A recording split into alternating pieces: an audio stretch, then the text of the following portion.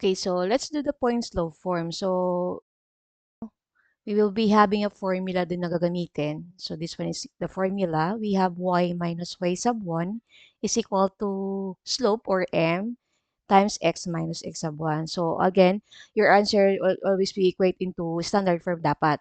No? So let's say for example, we have the given number 1 here na m or our slope is equal to 2 and our point is 1 and 3. So first, lagyan nyo muna ng label. Importante syempre may label. So which is po, yung ating 1 is x sub 1 and ating 3 is y sub 1. So these are point po, no? Ito yung point natin. So from the formula, just simply substitute lang po sa formula natin na y is equal to y minus y sub 1 equals to m times x minus x sub 1. Which is po yung y natin is a fix po natin, which is po copy lang yung y, then minus yung ating value ng y sub 1, which is 3, substitute lang po, and then value ng ating m, we have 2, times natin, we have x, minus value ng x sub 1, we have 1. So now, sa PEMDAS natin, syempre, inuuna lagi yung may parenthesis po natin, we have 2, ito po, just simply distribute or multiply yung ating 2 doon po sa loob ng ating parenthesis. So now, we have, bring down lang yung y minus 3 is equal to 2 times x, we have 2x. 2 times negative 1, we have negative 2. So now, let us do the standard form ng diretso siya. So how we're going to do that po? So ang shortcut lang na ginagawa ko dito, kapag ako nagkaklase, yung pinagsasama ko lang yung lahat ng constant, which is po yung negative 3, ililipat ko o transpose to the other side, magiging positive 3 siya. So, and then yung positive 2x naman, kailangan kasi katabi siya ni y, which is sa ating formula standard form ay ax ang magkatabi, yung 2 at saka yung x po ililipat doon sa kabila. So, which is po magiging negative 2x. No? And then, laging ganito lang po yung ginagawa kong shortcut. Yung 2x baba nyo lang. And then yung y kopya lang din po. And then, which is po dito, yung negative 2 at yung positive 3. So, ang gagawin nyo lang po, simplify silang dalawa. They are unlike sign. Therefore, subtract po yung operation natin. So, which is po 2 minus 3, we have 3. We have 1. So, positive siya kasi the highest exponent po is, the highest value po ng positive po is 3. Kaya po, positive 1 po yung sagot natin. Now, we have the condition po sa standard form, di ba, na bawal po maging negative yung ating ax. So, therefore, we need to multiply into negative 1 para lang maging positive po siya. So, which is po, negative 1 times negative 2, magiging positive 2x. Negative 1 times positive y, magiging negative y, is equal to negative 1 times positive 1, we have negative 1. So, this one's your final answer equation po. Okay? So, nangyayari lang ito kapag negative yung ating unang number or ating constant sa unang number, yung ax natin. Pero if the given is already positive po, so no need to change the sign po. Or no need to multiply into negative 1. Okay? Let's do example number 2. What if the given is fraction? Okay, example number 2.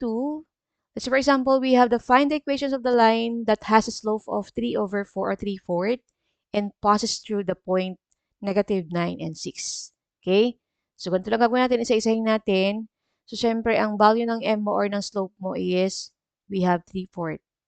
And our point is negative 9 and positive 6. So, una, again, label your equation po.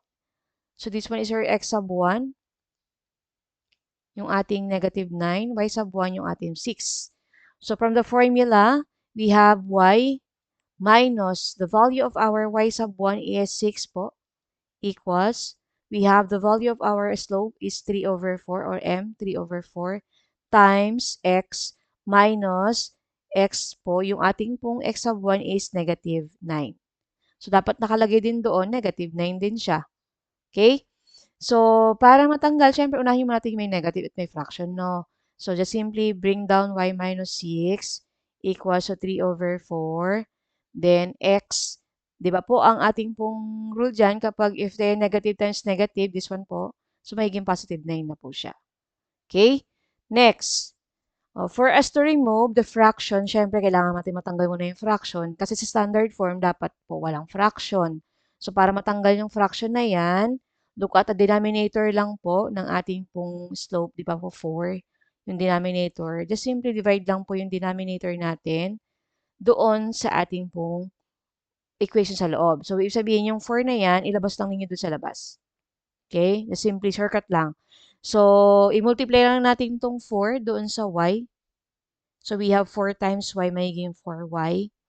And then 4 times negative 6, magiging negative 24. So now, dahil fraction ito, to make a just shortcut lang po mga anak, and then yung 4 po, i-divide lang po ninyo, 4 divided by 4, magiging 1, and then multiply sa numerator, magiging 3. Or simply, cancel out lang yung 4, and then bring down lang yung 3. Okay? And then yung nasa loob ng parenthesis, dahil hindi naman siya ma-divide po, all you need to do is just simply copy lang. Hindi na siya kasama kasi nasa loob siya ng parenthesis po. Hindi siya makakasama sa pag-divide natin. Okay? So, again, after that, distribute po or just simply multiply 3 dun sa loob. So, copy muna yung 4y minus 24 is equal to 3 times x, we have 3x. 3 times positive 9, magiging positive 27. Okay? And sure, ano na po, pinaka-ano na natin, transpose po. Transpose itong negative 24 doon sa kabilang side. So, magiging from negative, magiging positive 24. So, huwag nyo kakalimutan kapag nagtatranspose kayo, lagi yung papalitan yung sign.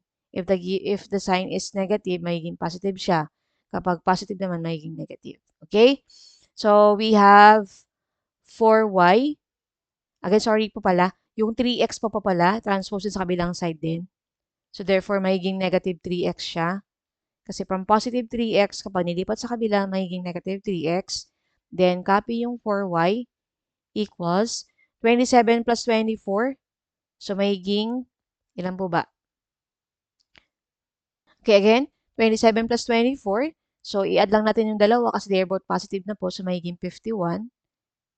Okay, then ang rule natin, di ba, negative po yung ating ax, which is po bawal pa maging negative, o non-negative dapat siya.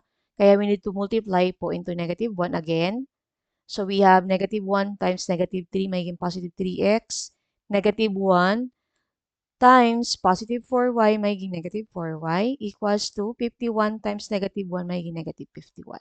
So, this one is our final answer.